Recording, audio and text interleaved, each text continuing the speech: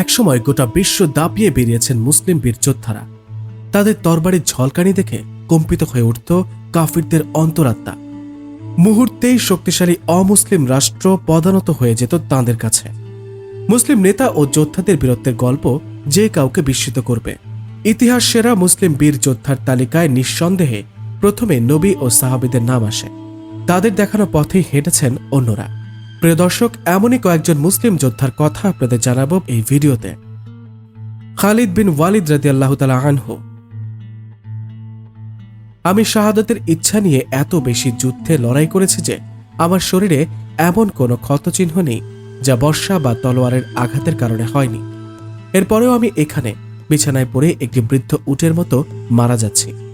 কাপুরুষদের চোখ যাতে কখনো শান্তি না পায়, এভাবে বলেছিলেন খালিদ বিন ওয়ালিদ রাদিয়াল্লাহু তাআলা আনহু।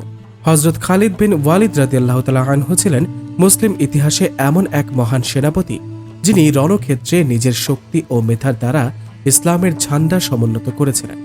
মিশরের খ্যাতনামা সাহিত্যিক ও ঐতিহাসিক আব্বাস মাহমুদ আল আকাদ আবকারিয়াতু খালিদ নামক গ্রন্থে তার সামরিক ব্যক্তিত্বের পর্যালোচনা করে বলেন, সামরিক নেতৃত্বের সব গুণাবলী তার মধ্যে বিদ্যমান ছিল।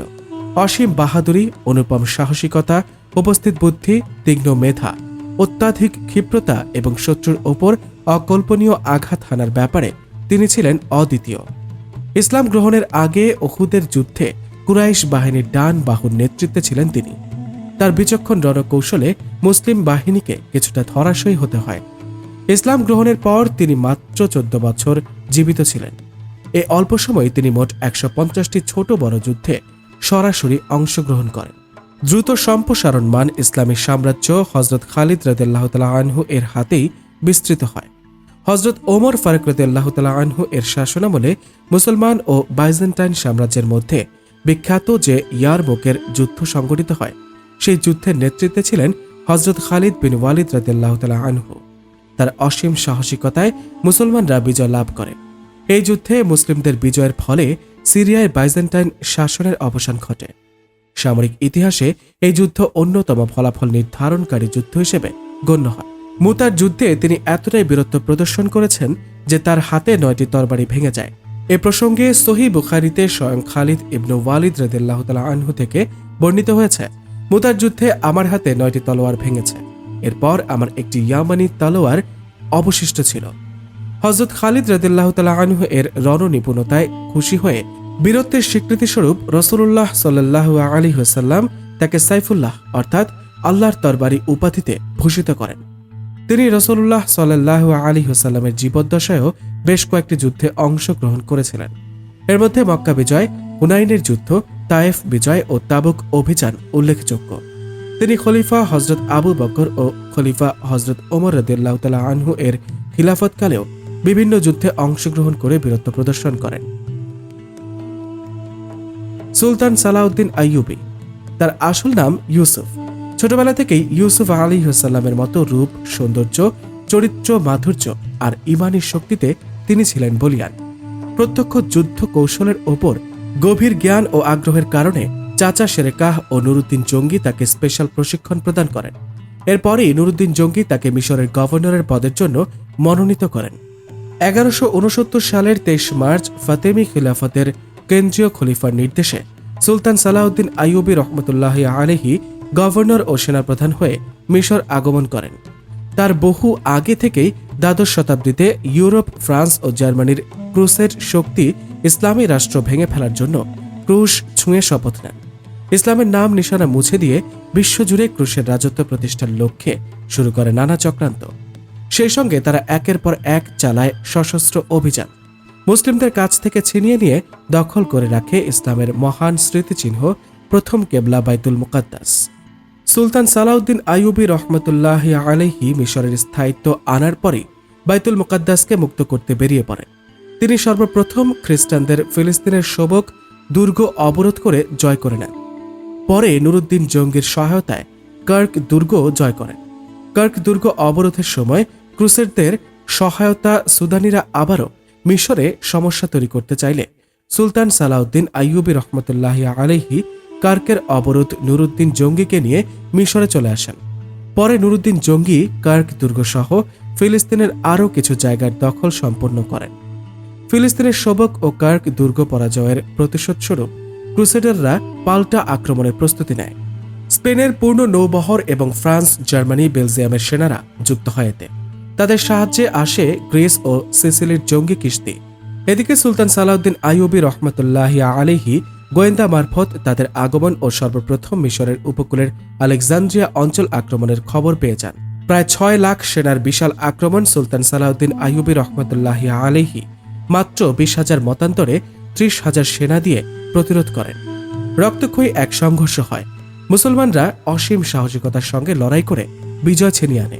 এরপর সুলতান সালাউদ্দিন আইয়ুবী রহমতুল্লাহি আলাইহি 1187 সালে বাইতুল মুকাদ্দাস অবরোধ করেন। অন্য পক্ষ খ্রিস্টানরাও তাদের দখল করা ভূমি ছাড়তে নারাজ।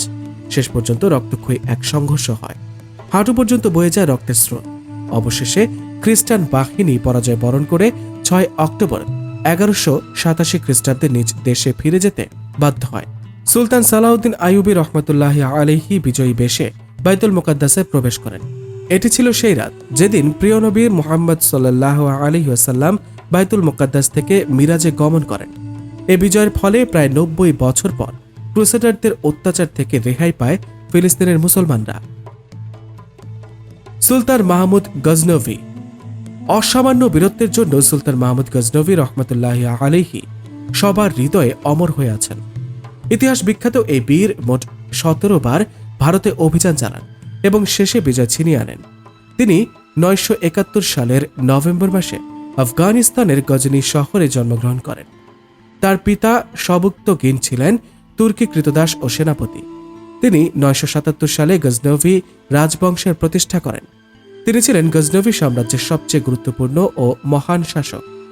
997 থেকে 1030 সাল অর্থাৎ তার মৃত্যুর আগ পর্যন্ত তিনি ইরান ও ভারত উপমহাদেশের উত্তর পশ্চিম অংশ জয় করেন। তিনি তার সাবেক প্রাদেশিক রাজধানী গজনিকে এক বৃহৎ সাম্রাজ্যের সমৃদ্ধশালী রাজধানীতে পরিণত করেন। তার সাম্রাজ্য বর্তমান আফগানিস্তান, পূর্ব ইরান ও পাকিস্তানের বেশিরভাগ এলাকা জুড়ে ছিল। তিনি সুলতান উপাধিধারী প্রথম শাসক, যিনি আব্বাসীয় খিলাফতের আনুগত্য স্বীকার করে নিজের শাসন চালু রেখেছিলেন। উসমান গাজী। উসমান গাজী ছিলেন প্রথম উসমানীয় সুলতান। উসমানীয় তুর্কিদের এই নেতা বিশাল মুসলিম সাম্রাজ্য গড়ে তুলেছিলেন। সেলজুকদের ভাঙনের পর আনাতোলিয়ায় ছোট ছোট যে কটি তুর্কি রাজ্য গড়ে উঠেছিল তার একটি ছিল উসমানীয় রাজ্য। মঙ্গলরা পশ্চিম দিকে রাজ্য বিস্তার করতে শুরু করলে মুসলিমরা উসমানের রাজ্যে আশ্রয় নেয়। উসমান গাজীর দূরদর্শিতা ও রণকৌশলের ফলে মুসলমানরা সামরিকভাবে ধীরে ধীরে শক্তিশালী হয়ে ওঠে। উসমানের বাবার মৃত্যুর পর রাজ্যের দায়িত্ব কাঁধে নেন উসমান। বাইজেন্টাইন সাম্রাজ্যের বিরুদ্ধে যুদ্ধের জন্য তারা মরিয়া ছিল। উসমানের দক্ষ নেতৃত্বে এই যোদ্ধারা জীবন বাজি রাখে। উসমান প্রথম দিকে বাইজেন্টাইনদের দিকে সীমানা বাড়াতে চাইলেন। এ সময় তুর্কি প্রতিবেশীদের সঙ্গে যুদ্ধ এড়িয়ে যাওয়ার কৌশল নিয়ে তিনি সবাইকে চমকে দেন। এই যুদ্ধগুলোয় বিজয় লাভের মাধ্যমে সাম্রাজ্য বাড়াতে থাকেন তিনি। পরাজিত অঞ্চল দখল ছাড়াও বিভিন্ন চুক্তির মাধ্যমে শান্তিপূর্ণভাবে রাজ্য তার অধীন হয়। স্ট্যানফোর্ডের বক্তব্য অনুযায়ী সেলজুকদের আধিপত্য ধ্বংস হয়ে যাওয়ায় উসমান গাজী সামরিকভাবে তার প্রভাব বিশ্বব্যাপী ছড়িয়ে দেওয়ার পরিকল্পনা নেন। তিনি এস্কিশেহির ও কারা জাহিসার দুর্গ দখল করেন। ইয়ানিশেহির নিজের করে নিয়ে উসমানীয়দের রাজধানী ঘোষণা করেন। টিপু সুলতান। ভারতবর্ষে মুসলিম বীর যোদ্ধাদের খোঁজ করলে সবার আগে আসবে টিপু সুলতানের নাম। ব্রিটিশ ভারতের মহীশূর রাজ্যের শাসনকর্তা ছিলেন তিনি।